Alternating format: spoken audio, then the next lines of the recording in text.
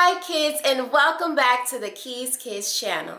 And I'm Miss Keys. We are back for another episode in our holiday series. That's right, you guys. For the last couple months, we've been reading different books depending on the holiday season. And guess what season it is now? That's right, it's Christmas time! Jingle bells, jingle all the way. That's right, you guys. We are reading different types of Christmas books, and we're really just enjoying and embracing the season of giving, because that's what Christmas time is all about. It's about sharing the love, giving to others. It's about magic and wonder and all of that awesomeness, which is why I had to read this book this week. For today's episode, we will be reading The Polar Express by Chris Van Allsburg. The Polar Express is a Christmas season classic. When I tell you, grab your hot cocoa, grab you some candy canes, grab you some jingle bells, because it's time to take a trip on the Polar Express, you guys. This book is phenomenal. And once I kind of watch the movie and read the book, I'm really in the Christmas mindset because this book is it for me. So I am so excited to share this with you. I'm so excited to take this journey with you. Now, don't forget, while we are reading, I want you guys to focus on one very big thing, and that's enjoying the book. For this whole holiday season, I wanted you guys to take a break from trying to find a specific lesson and just sit back, relax, and enjoy the story we're reading. And also, what's your favorite part? It's important that we all understand how important it is to just love to read. And so I hope you guys sit back and relax while we read The Polar Express. Now, I'm done talking. I know, I'm done. I think it's time to read. Are you guys ready to read? Well, then put on your Santa hat and let's go! The Polar Express by Chris Van Allsburg. On Christmas Eve, many years ago, I lay quietly in my bed. I did not rustle the streets. I breathed slowly and silently. I was listening for a sound a friend told me I'd never hear, the ringing bells of Santa's sleigh. There's no Santa, my friend had insisted, but I knew he was wrong. Late that night, I did hear a sound, though not of ringing bells.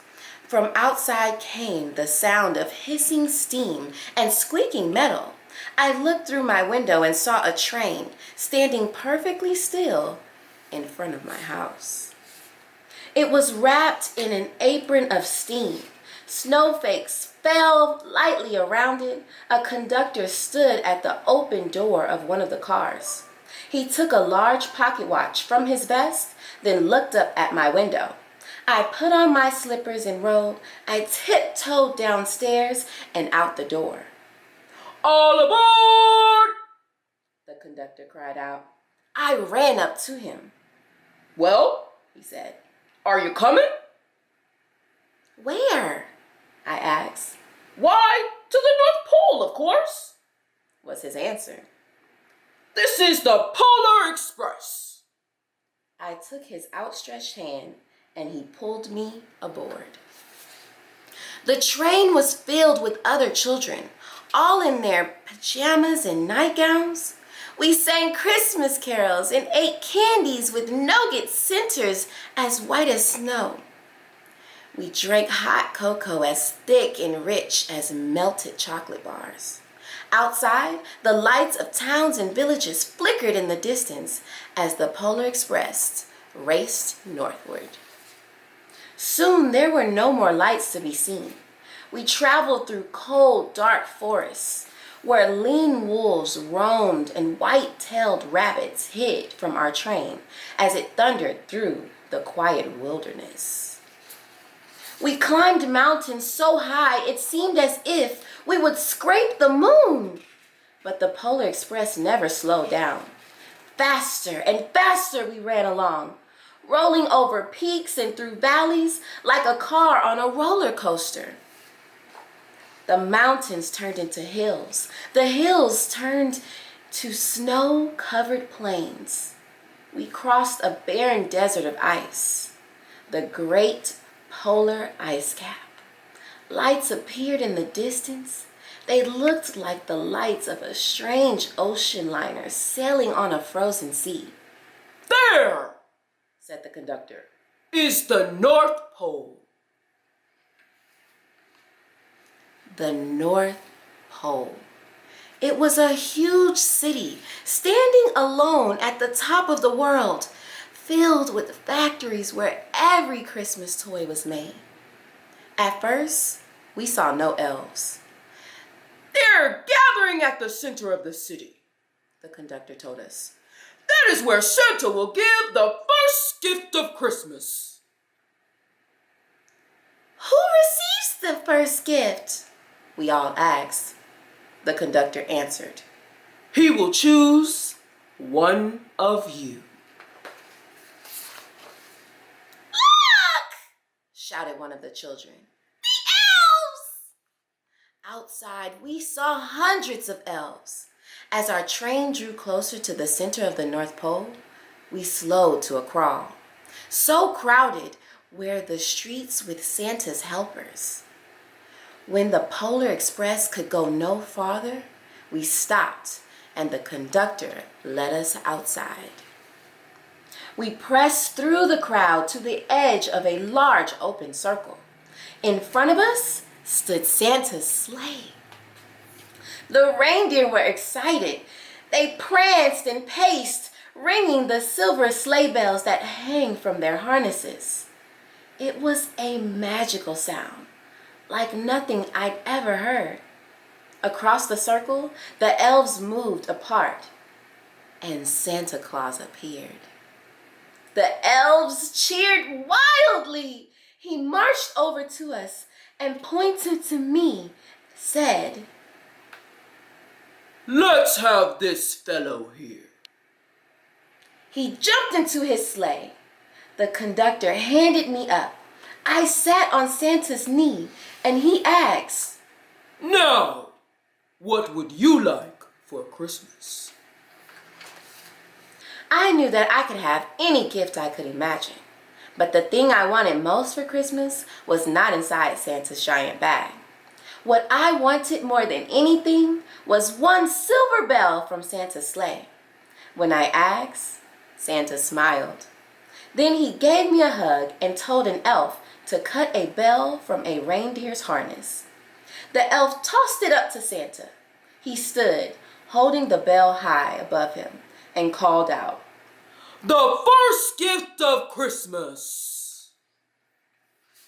A clock struck midnight as the elves roared their approval.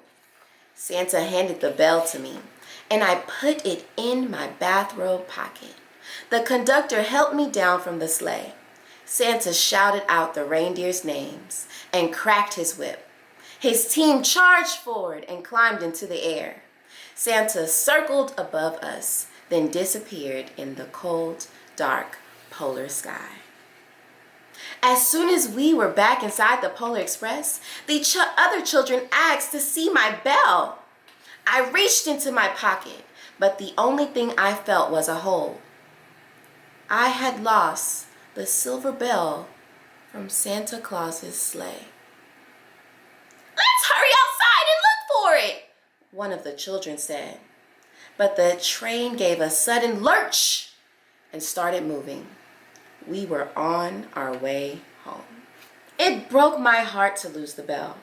When the train reached my house, I sadly left the other children. I stood at my doorway and waved goodbye. The conductor said something from the moving train, but I couldn't hear him. "What?" I yelled. He cupped his hands around his mouth. "Merry Christmas!" he shouted. The Polar Express let out a loud blast from its whistle and sped away. On Christmas morning, My little sister Sarah and I opened our presents. When it looked as if everything had been unwrapped, Sarah found one last small box behind the tree. It had my name on it. Inside was the silver bell. There was a note. Found this on the seat of my sleigh. Fix that hole in their pocket. Signed, Mr. C. I shook the bell. It made the most beautiful sound my sister and I had ever heard. But my mother said, "Oh, that's too bad." Yes, said my father. it's broken. When I'd shaken the bell, my parents had not heard a sound. At one time, most of my friends could hear the bell, but as years passed, it fell silent for all of them. Even Sarah found one Christmas that she could no longer hear its sweet sound. Though I've grown old, the bell still rings for me, as it does for all who truly believe. The end. What a phenomenal book. I just love The Polar Express. It's such a beautifully written book, a beautiful story. It just kind of really gets you in the Christmas spirit. You know, just a book about being a kid, loving Santa, having hot cocoa and dancing. It's a beautiful book. I'm so glad you guys were able to take this journey with me. And please don't forget that during the Christmas season, it's all about love and laughter and giving. So during this Christmas time, don't forget to spread all of that joy. Now that we have finished the book, it's time to talk about our favorite part. What was your favorite part of the Polar Express? Was it when he got on the train and they were going through the mountains and the hills and they crossed the polar ice caps? Oh, how beautiful that must have been. Or maybe it was when they got to town and they saw all the elves and the reindeer were dancing and the elves were dancing. I mean, it seemed like it was a situation. Like I probably would have been in there screaming my head off. Or was it at the very end when he got off the train and he thought he lost his bell and they're opening presents on Christmas Day and his sister finds that itty bitty box and Santa Claus had wrapped up his bell and put it under his tree. I was like, that is so sweet. Well, my favorite part was when they got him on Santa's sleigh and he sat on Santa's lap and Santa asked him what he wanted for Christmas. And he could have said anything. He could have said Roblox, Barbies, Gigapets, PlayStation 5. But instead, he wanted that little silver bell that makes the most beautiful sound off of that reindeer's neck. I just thought, how wonderful. And it also kind of reminds you that you don't always need the biggest this and that. Sometimes the smallest things bring you the most joy. I loved it. Now don't forget, Monday on the KeysKidsChannel Instagram, you'll find our next book in this series. And then Saturday, right here on the KeysKidsChannel YouTube, you'll find me reading to you. I am so glad you guys joined me again today. Please don't forget to go like, subscribe, share with everyone you know, and don't forget to go comment below. Other than that, you guys, it's time to go.